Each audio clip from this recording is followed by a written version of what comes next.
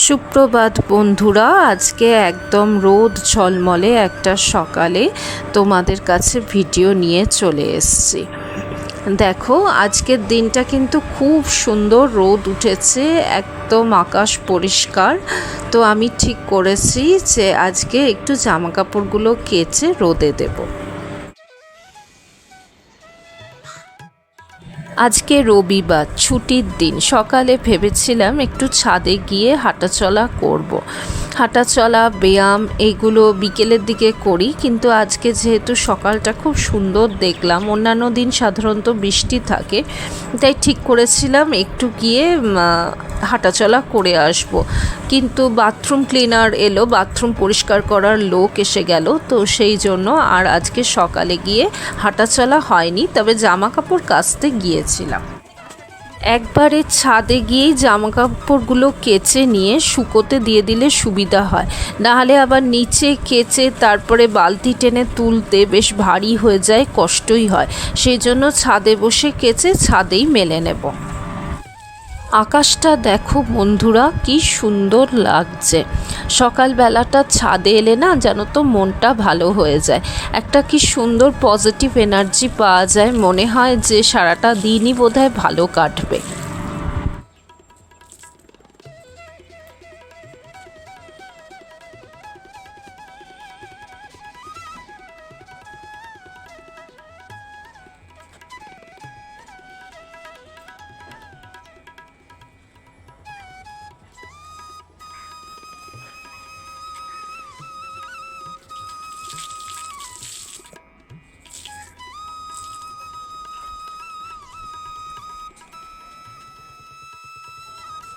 তোমাদের দাদা ভাই ছাদে হাঁটতে এসছিল। শনি রোববার করে ওর ছুটি থাকে, তখন সকালটা এসে ছাদে হাঁটা চলা, ব্যায়াম এসব করে।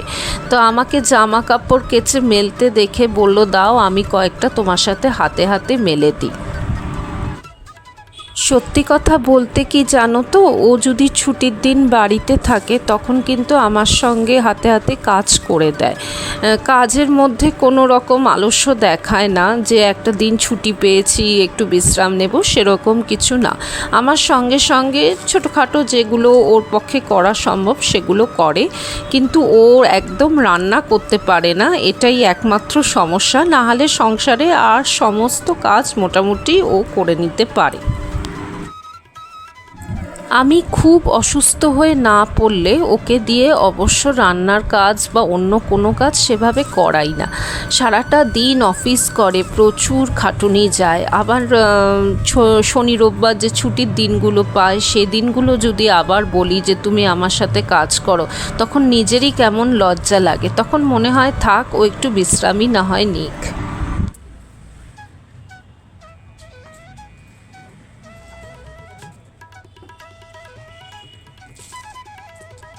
মেয়েদের সংসারটা জানো তো, মায়া, স্নেহ, ভালোবাসা এসব দিয়ে ধরে রাখতে হয়, তবেই সংসারের শান্তি বজায় রাখা যায়।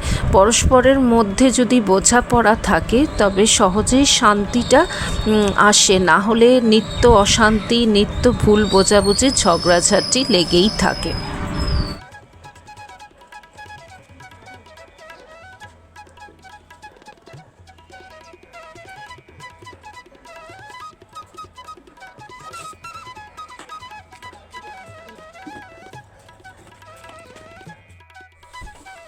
আজকে সকাল সকাল উঠেই ছাদে গিয়ে জামা কাপড়গুলো মেলেছিলাম, তারপরে আমি বিছানা তোলার কাজে হাত দিয়েছি।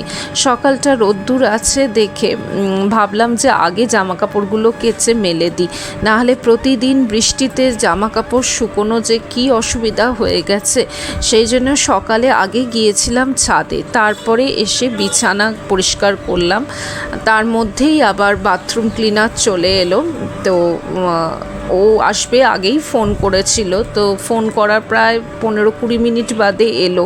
তো সেই জন্য আমার কিছু কাজ একটু অসুবিধা হয়ে গিয়েছিল, বলেছিল 9টার পর আসবে, কিন্তু তাড়াতাড়ি এসে গেল। তা যাই হোক, আর কোনো সে নিয়ে আর বলার মতো কিছু নেই। ঠিক আছে, সে ওর মতো কাজ করুক, আমি আমার মতো কাজ করছি।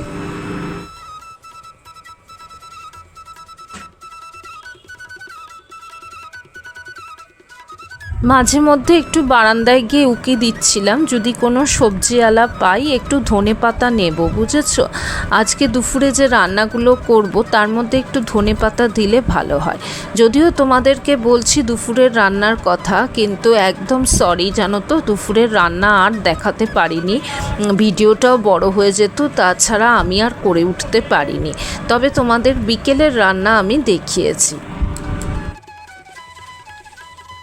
সকালবেলা আমার ঘরটা কি ছড়িয়ে ছিটিয়ে রয়েছে দেখেছো তো, সবটুকু একা হাতে পরিষ্কার করে তারপরে আমি যাব জলখাবার, জল ভরা, রান্না এইসব করতে।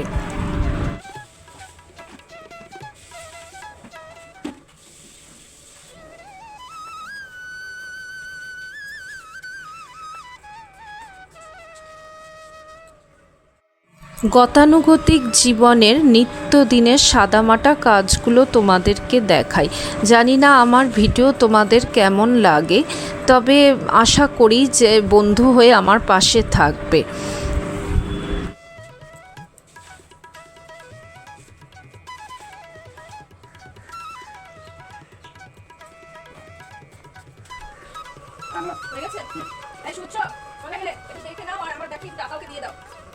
ভিডিওটা বন্ধ করে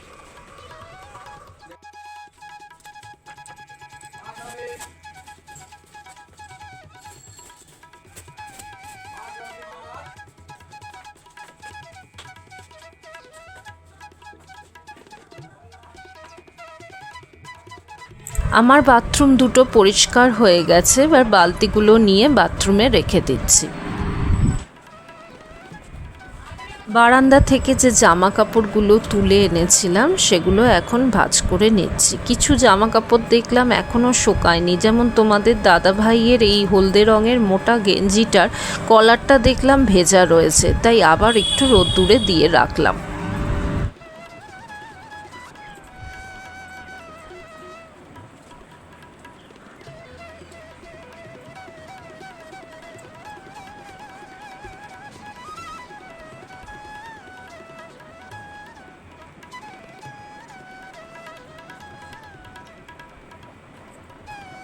আমার তো মনে হয় জামা কাপড়ের পাট একটা বড় পাট, কাচা ধোয়া শুকোতে দেওয়া, আবার সেগুলোকে নামিয়ে এনে সুন্দরভাবে ভাঁজ করে পরিপাটি করে তোলা, অনেকটা সময় বোধহয় মেয়েদের এতেই চলে যায়। এটা সন্ধ্যার ক্লিপ, রাত্রিরের রান্না করতে চলে এসেছি। আজকে একটু তরকার ডাল করব। তরকার ডাল বলতে ওই সবুজ মুগ ডাল আর তার সঙ্গে আমি একটু ছোলার ডাল মিশিয়ে নিয়েছি, এতে স্বাদটা বেশ ভালো হয়, তাছাড়া পরিমাণেও বেশ বেশি হবে। রাত্রিরে হওয়ার পরও যদি সকালে একটু থেকে যায় তাহলে আমারই সুবিধা। ডাল সেদ্ধের সময় একটু গোটা গরম মশলা দিয়ে দিচ্ছিলাম, এতে একটা সুন্দর গন্ধ আসে।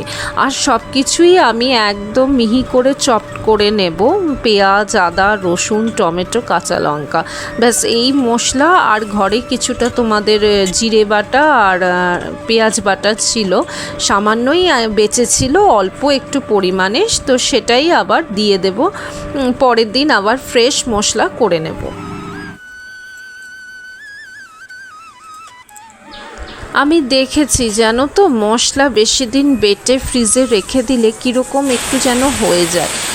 যখন রান্না করছি তখন কখন টাটকা যে মশলাটা করা হয় সেই মশলার স্বাদ অন্যরকম হয়, আবার 5-6 দিন ফ্রিজে রেখে দিলে সেই মশলাটার কিন্তু সেই গন্ধও থাকে না, সেই ঝাঁঝও থাকে না, স্বাদও থাকে না।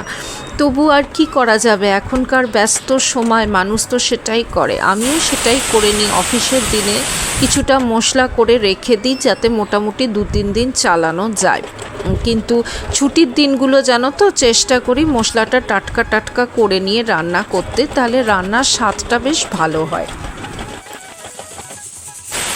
তবে যাই বলো, শিলে বাটা মশলার স্বাদ কিন্তু সবচেয়ে ভালো, কিন্তু এখনকার যুগে ওই শিল টেনে বেটে রান্না করা আর সম্ভব হয় না।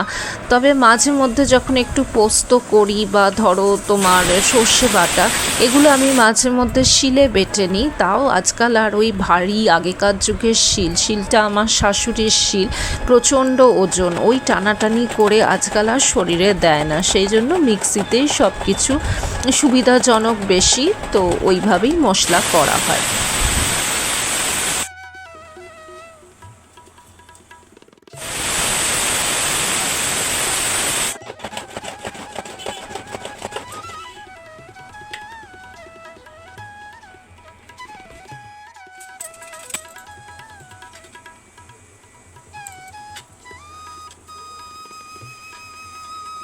তরকার ডাল অনেক সময় ডিম দিয়ে করি, অনেক সময় প্লেনই করি। আজকে যেমন একদম প্লেন করব, কিছুই দিচ্ছি না, ডিম তো নয়, চিকেন থাকলে চিকেনও দিই অনেক সময়, কিন্তু আজকে একদম সাধারণভাবে করা হচ্ছে।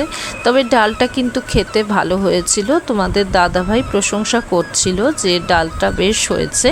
রুটি দিয়ে তরকার ডাল দিয়ে সন্ধ্যাবেলা বলবো না, ধরো রাত্রের দিকে ডিনারটা সেরে নিয়েছিলাম।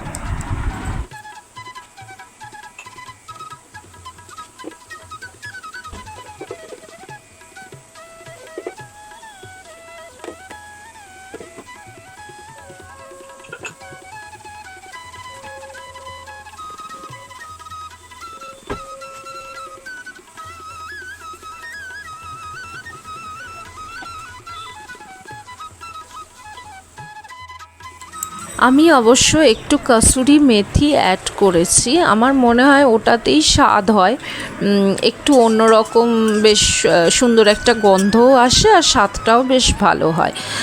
চিকেনে দিলেও দেখবে বেশ ভালো লাগে খেতে। তো তরকার ডালের মধ্যে দিয়েছিলাম, তো একটা সুন্দর ফ্লেভার এসেছিল।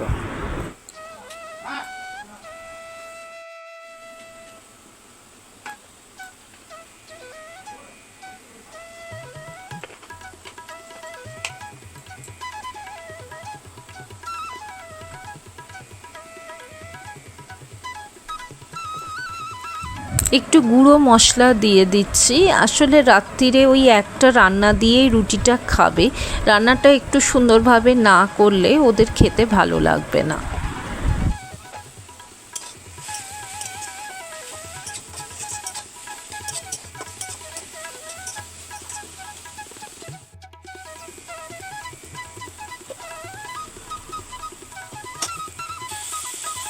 দেখেছো কতটুকু মশলা ছিল, অনেকটাই মশলা করেছিলাম জানো তো। কালকে মাছের ঝোল করেছিলাম, তারপর চিংড়ি মাছও ছিল, সেইখানে সমস্ত মশলাটা লেগে গেছে। এখন যেটুকু রয়েছে ওইটুকুই দিয়ে দিচ্ছি, ওই ঢাকাটার মধ্যে কিছুটা ছিল আর মিক্সির জারটার মধ্যে অল্প।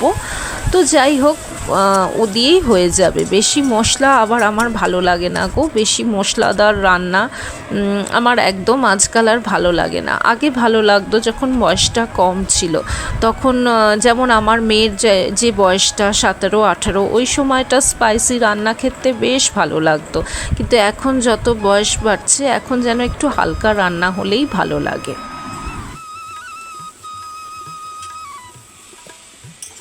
তবু কি স্পাইসি রান্না খাওয়া হয় না? মাসে একবার দুবার তো বাইরে থেকে এনে এটা ওটা খাওয়া হয়েই যায়। আসলে রিস্মিতা রয়েছে তো, ওরও একটু খেতে মাঝে মধ্যে ইচ্ছা করে, আর আমাদেরও একঘেয়েমি বাঙালি রান্না খেতে খেতে মাঝে মধ্যে একটু অন্যরকম মুখ বদলাতে তো সবারই ইচ্ছা করে, তাই না? দেখো রিস্মিতা ড্রয়িং করেছে। আজকের মতো এটুকুই বন্ধুরা, টাটা।